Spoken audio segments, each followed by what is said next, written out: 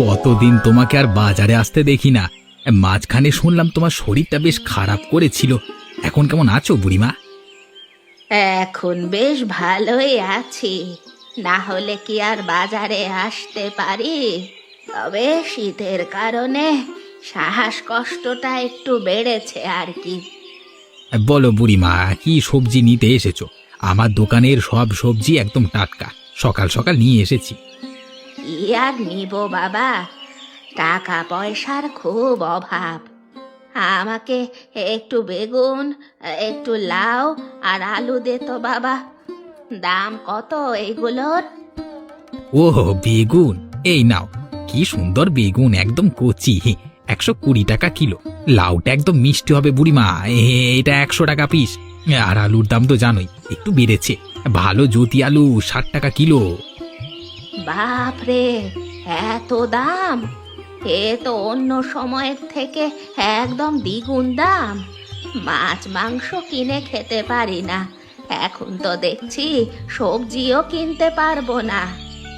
এ হলো গিয়ে শীতের বাজার। হ্যাঁ, হিম পড়ছে বেশি, সবজি আসছে কম, তাই দাম চড়া।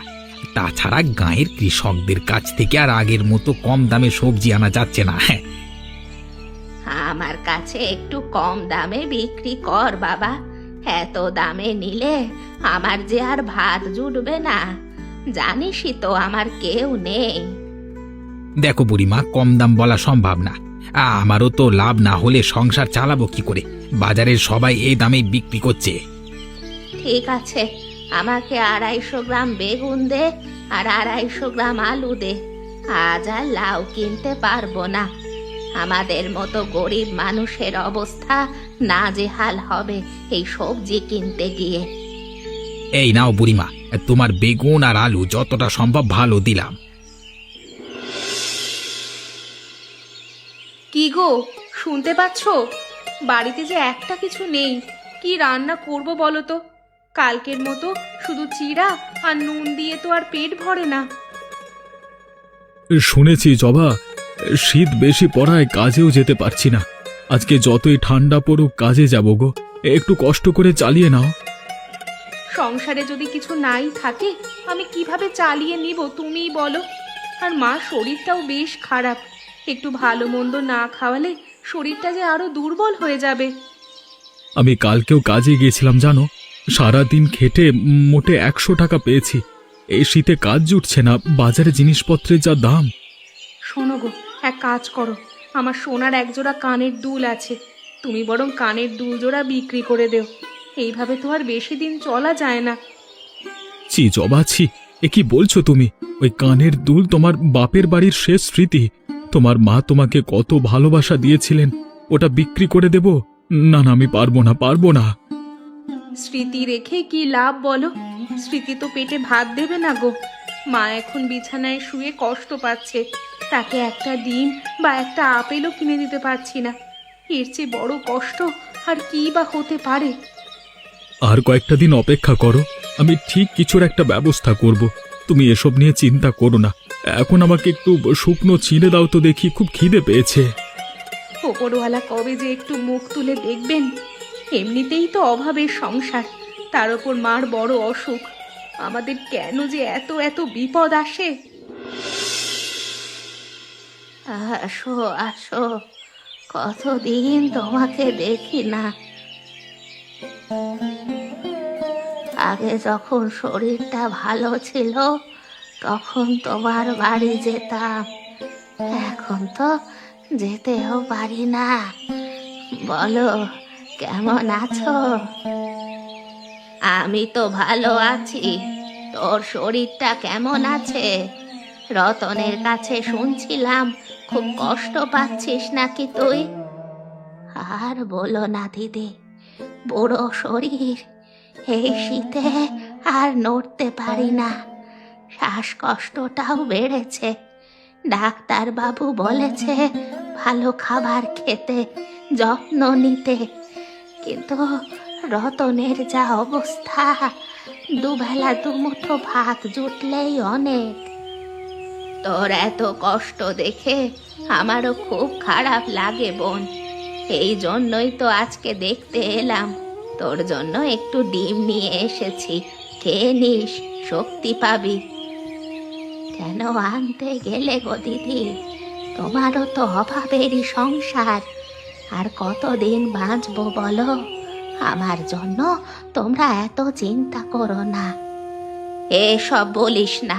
আর কতদিন বাঁচবি সেটা ওপরওয়ালা জানেন, কিন্তু যতদিন আছিস ভালো থাকতে হবে তো। রতন আর জবার মুখ চেয়ে তোকে সুস্থ হতে হবে। হ্যাঁ, তা তুমি ঠিক বলেছ। আমি ছাড়া তো ওদের আর কেউ নেই। বলো, তোমার সংসার কেমন যাচ্ছে? আমার সংসারও তো চলে যাচ্ছে টেনে টুনে। মাছ মাংস কিছু কিনতে পারি না। কাল একটু বাজারে গেলাম, এত দাম সবজির যে হাত দেওয়া যাচ্ছে না। একার সংসার দেখে অল্প কিছুতেই চলে যাচ্ছে। তা তুমি ঠিক বলেছ। আমার রতনের ওপর 3 জনের দায়িত্ব, তার ওপর আমার অসুখ। অভাবে সংসারটা চালাতে ছেলেটা আমার হিমশিম খায়। চিন্তা করিস না, ওপরওয়ালা আছেন। তোরা সৎ মানুষ, তোদের ভালো হবেই। রতন তো খুব ভালো ছেলে, সে ঠিক তোদের জন্য কিছু একটা ভালো ব্যবস্থা করবে। যাক, আজকেও আমার ভালোই লাভ হলো। কৃষকদের কাছ থেকে কম দামে নিয়ে বাজারে গিয়ে বেশি চড়া দামে বিক্রি করব।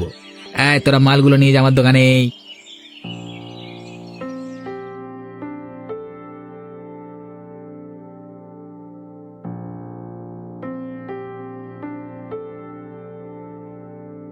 বাবা খগেন, কেমন আছো?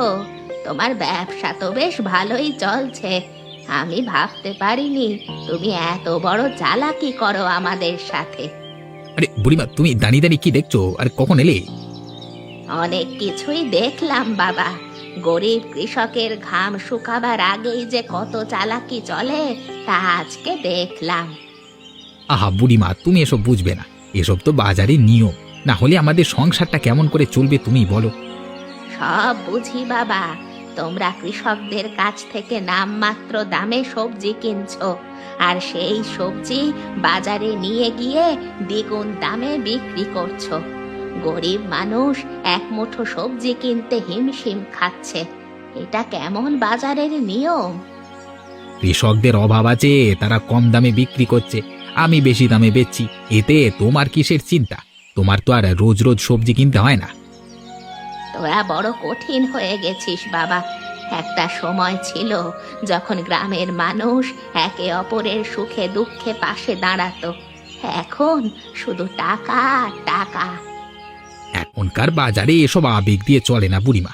লাভ না করলে পরিবার চালাবো কি করে? এইসব কথা বলে আমার মাথা গরম করে না তো, তুমি বরং বাড়ি যাও। বুড়িমা, তুমি এসেছো? সেদিন নাকি তুমি মার সাথে দেখা করতে এসেছিলে, কিন্তু আমরা একটু কাজের জন্য বাড়ির বাইরে গেছিলাম। হ্যাঁ রে জবা, এসেছিলাম। তো শাশুড়ির শরীরটা খুব খারাপ, দেখে মনটা ভালো নেই। বুড়িমা, তুমি কেমন আছো বলো? তোমার নিজের শরীরটা ভালো তো?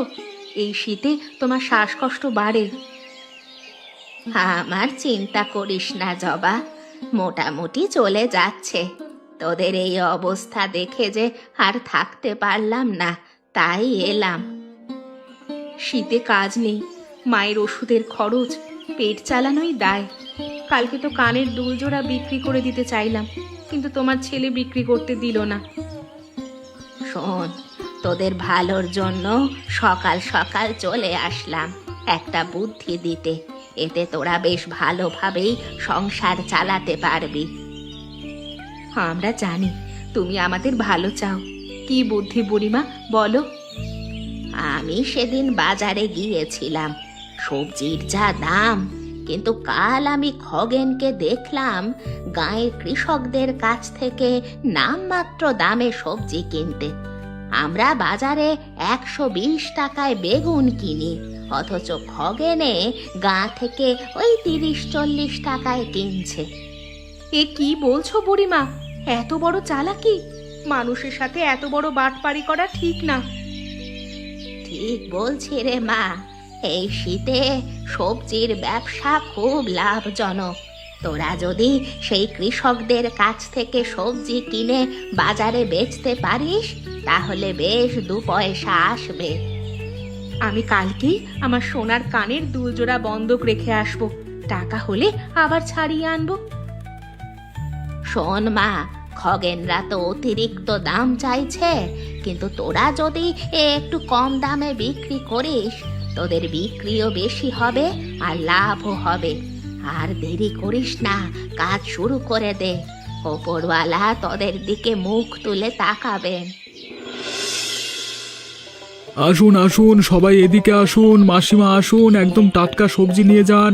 কালকে রাতেই সব নিয়ে এসেছি গাঁ থেকে, বেগুন, ফুলকপি, বাঁধাকপি সব টাটকা।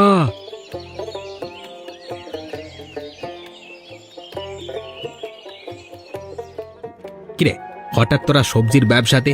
কিন্তু তোরা যে দামে বিক্রি করছিস এতে আমাদের ক্ষতি হচ্ছে তো। আমাদের দোকানের কেউ যাচ্ছে না। শোনো খগেনদা, আমাদের এত দামে বিক্রি করার কোনো প্রয়োজন নেই। আমাদের সামান্য কিছু লাভ হলেই হলো। সামান্য লাভ? সামান্য লাভ দিয়ে সংসার চলে? শোন, কালকে এসে যদি দেখি তোরা এ দামে বেচছিস তাহলে কিন্তু ভালো হবে না। বাজারের একটা নিয়ম আছে, সেটা মানতে হয়। নিয়মটা তো আপনারা তৈরি করেছেন খগেনদা। কৃষকদের কাছ থেকে কম দামে নিয়ে বাজারে দ্বিগুণ দামে বিক্রি করা, এটা কি কোনো ভালো নিয়ম? আমরা গরিব, কিন্তু এত বড় অন্যায় আমরা করতে পারি না। শোন জবা, এত সাধু সাজিস না। তোরা নতুন এসেছিস, বেশি বাড়াবাড়ি করিস না। এ বাজারে থাকতে হলে আমার কথা শুনতে হবে। না দাদা, আপনার এই অন্যায় আবদার আমরা শুনতে রাজি নই। আমাদের অল্প পরিমাণ লাভ হলেই হলো। আমার মুখে মুখে কথা বলার দাম তোদের একদিন দিতে হবে।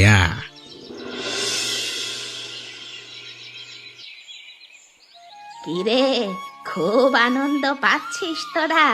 কেমন লাভ হলো তোদের? অন্যদের থেকে কম দামে বিক্রি করায় আমাদের দোকানে বেশ ভালো ভিড় হয়েছিল। লাভও ভালোই হয়েছে গো। যাক, শুনে মনটা খুব ভালো হয়ে গেল। আমি জানতাম তোরা পারবি। তোদের আশীর্বাদ করি, আরো বড় হ তোরা। কিন্তু বুড়িমা, খগেনদার সাথে যে কথা কাটাকাটি হয়েছে, তিনি আমাদের বলেছেন বাজারে থাকতে হলে তার কথা নাকি শুনতে হবে। খগেনের কথায় কান দিস না তোরা। ওর পেটে পুরনো রাগ আছে তোদের ওপর, তাই এসব বলছে। তোরা সৎ পথে ব্যবসা করছিস, কারো ক্ষতি তো করছিস না। হ্যাঁ, আমরা ওর কথায় কান দিব না। আমরা গরিব মানুষ হয়ে গরিব মানুষের দুঃখ দুর্দশা বুঝি। আমাদের অল্প পরিমাণ লাভ হলেই আমরা খুশি।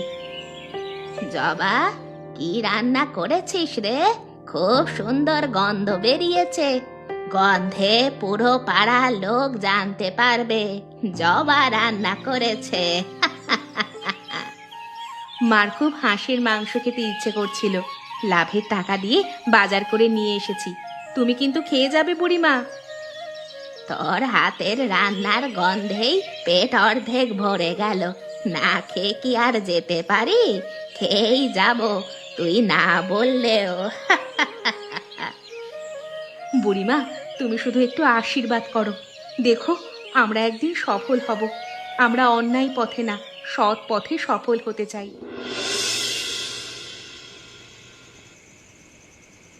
কি গো, তোমার মনটা খারাপ মনে হচ্ছে? কিছু হয়েছে কি? রাতেও ঠিক মতো কিছু খেলে না।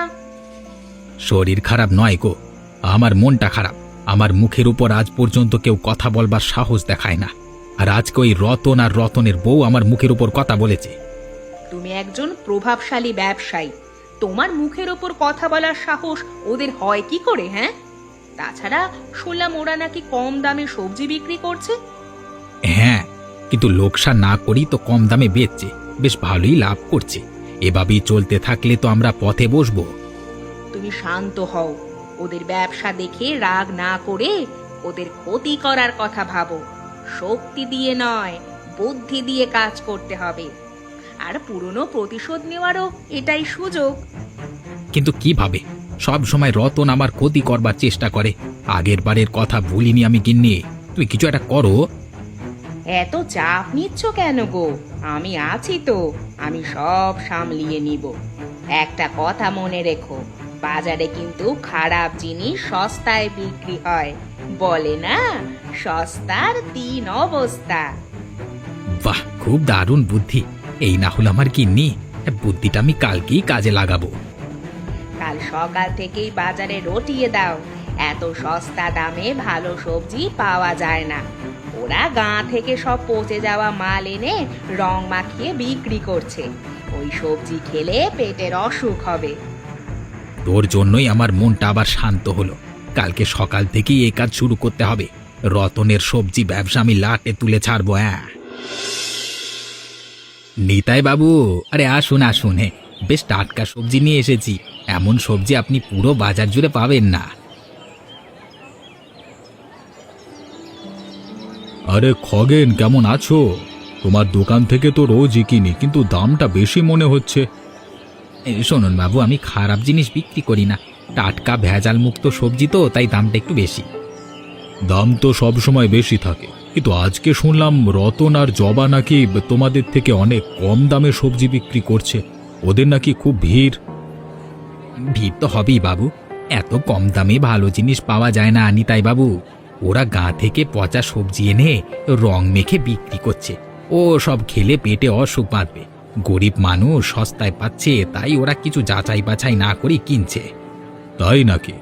রতনের মতো সহজ সরল ছেলে এমন কাজ করবে? আমি তো বিশ্বাস করতে পারছি না। খগেন, তুমি কি নিশ্চিত হয়ে বলছো? একদম নিশ্চিত। আপনার যদি বিশ্বাস না হয়, আপনি ওর দোকান থেকে একটা বেগুন কিনে দেখুন। এত সস্তায় ভালো সবজি দিলে আমাদের মতো ব্যবসায়ীরা কি খেয়ে বাঁচবে? সস্তার তিন অবস্থা বুঝলেন তো নিতাই বাবু? ঠিক আছে খগেন, আমি আর ওর দোকান থেকে কিছু নেব না। জেনে শুনে সব পচা খাবার খেয়ে শরীরের ক্ষতি করতে পারি না। দাও দাও, আমাকে তোমার টাটকা সবজি দাও। আজকে আপনি শিক্ষিত আর বুদ্ধিমান বলে সহজেই সবকিছু বুঝে গেলেন। এই নিন বাবু টাটকা সবজি, দাম বেশি কিন্তু শরীরে ক্ষতি করবে না।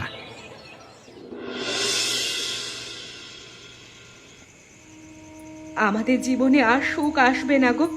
কয়দিন ভালোই লাভ হলো, আর 2 দিন থেকে কেউই আসছে না আমাদের দোকানে। জবা, এসব কিছুর মূলে খগেন রয়েছে গো। আমাদের ব্যবসাটা আর চলবে না মনে হয় গো। হ্যাঁ, আমি জানি এই সব ওই খগেনদার কাজ। ও আজ নিতাই বাবুকেও ভুল বুঝিয়ে দিয়েছে। সারা বাজারে বলে বেড়াচ্ছে আমরা নাকি পচা সবজি বিক্রি করি। কেউ একবারও আমাদের যাচাইও করলো না। সবাই খগেনদার কথা মেনে নিল, কিন্তু আমি শুনেছি নিতাই বাবু অনেক বিচক্ষণ মানুষ, তিনিও সব কি করে বিশ্বাস করলেন? হয়তো খগেনদা এত জোর দিয়েছে বলেই বিচক্ষণ নিতাই বাবুও অবিশ্বাস করতে পারেননি। আমরা তো গরিব, তাই আমাদেরকে কেউই বিশ্বাস করে না। আমি এবার কি করব বলো তো জবা? এই শীতে হাতে কোনো কাজ নেই, আর এই সামান্য ব্যবসাটাও খগেন কেড়ে নিল। সবাই কেন ভুলে যায় যে আমরা নিজেরা গরিব বলেই গরিবের কষ্ট বুঝি, তাই কম দামে সবজি বিক্রি করেছিলাম। তুমি চিন্তা করো না, হাল ছাড়লে চলবে না। আমরা তো কোনো অন্যায় করিনি। আমাদের কাজ হলো কাল সকালেও বাজারে যাওয়া এবং সবজি বিক্রি করা। যদি আমাদের সবজি সত্যিই টাটকা হয়, তবে একদিন না একদিন সবাই বুঝতে পারবে। যদি কালও কেউ না আসে, তাহলে তো সবজি পচে যাবে, আমাদের পুঁজিটুকুও শেষ হয়ে যাবে। দেখাই যাক না, তুমি আর আমি একসাথে লড়বো। আর আমি জানি নিতাই বাবু একজন ভালো মানুষ। হয়তো তিনি আবার ফিরে এসে আমাদের সবজি যাচাই করবেন। ওপরওয়ালা হয়তো এইভাবেই আমাদের পরীক্ষা করছেন। জানি না ওপরওয়ালা আমাদের ভাগ্যে কি লিখে রেখেছেন। কেবল ভাবলাম একটু সুখের মুখ দেখব, তার আগেই সব শেষের দিকে। দেখা যাক কি হয় শেষ পর্যন্ত। উফ, সকাল সকাল গিন্নির প্যাঁচাল দিয়ে আমার দিন শুরু হয়। ভুলিয়ে গেছি টাকা আনতে। সেদিন পকেটে 100 টাকা ছিল, সবজির যা দাম। এখন এ টাকা দিয়ে কি হবে? না নিয়ে গেলেও তো আবার প্যাঁচাল শুরু হবে। নিতাই বাবু, ও নিতাই বাবু, আমাদের দোকানে আসুন, একদম টাটকা সবজি পাবেন। কিন্তু জবা, আমি শুনলাম তোমাদের দোকানের সব ভেজাল দেওয়া আর রং দেওয়া সবজি, এসব গেলে শরীরের ক্ষতি হবে তো। নিতাই বাবু, খগেনদা আপনার কানে ভুল কথা ঢেলেছে। আমরা সামান্য লাভ রেখে চলি বলেই কম দামে বিক্রি করি। আমরা গরিব বলে গরিবদের কষ্ট বুঝি, তাই বেশি দাম চাই না। ঠিক আছে, আমি একটা জিনিস পরীক্ষা করতে চাই। তোমরা তোমাদের সবজিগুলো জলে ভিজিয়ে রাখো 1 ঘন্টা। যদি সত্যি রং মিশিয়ে থাকো তাহলে সব বোঝা যাবে। ঠিক আছে বাবু, আপনি যাচাই করুন। আমাদের মনে কোনো ভয় নেই, আমরা সৎভাবে ব্যবসা করি। বাবু, আমি এখনই সবজিগুলো ভিজিয়ে রাখছি, আপনি দেখুন কি হয়। বালতির জল তো একদম স্বচ্ছ, 1 ফোঁটাও রং লাগেনি, একদম টাটকা, কোনো রং বা ভেজালের চিহ্ন নেই। সত্যি খগেন অনেক বড় বাটপার। আমি আগেই জানতাম রতন কোনোদিন খারাপ কাজ করতে পারে না। খগেন শুধু শুধু ওর নামে বদনাম রটাচ্ছিল। রতন, জবা, আমি সত্যি তোমাদের কাছে লজ্জিত। খগেনের কথা শুনে আমি ভুল বুঝেছিলাম। আপনি যে শেষ পর্যন্ত ঠিকটা ধরতে পেরেছেন, এই জন্য আমরা আপনার কাছে কৃতজ্ঞ। শোনো সবাই, এখন থেকে আমি প্রতিদিন রতনের দোকান থেকে সবজি কিনবো, আর আমি চাই তোমরাও সবাই ওর দোকান থেকে নাও, কারণ মানুষ যদি সৎ হয় তাকে সাহায্য করাটাই আমাদের দায়িত্ব।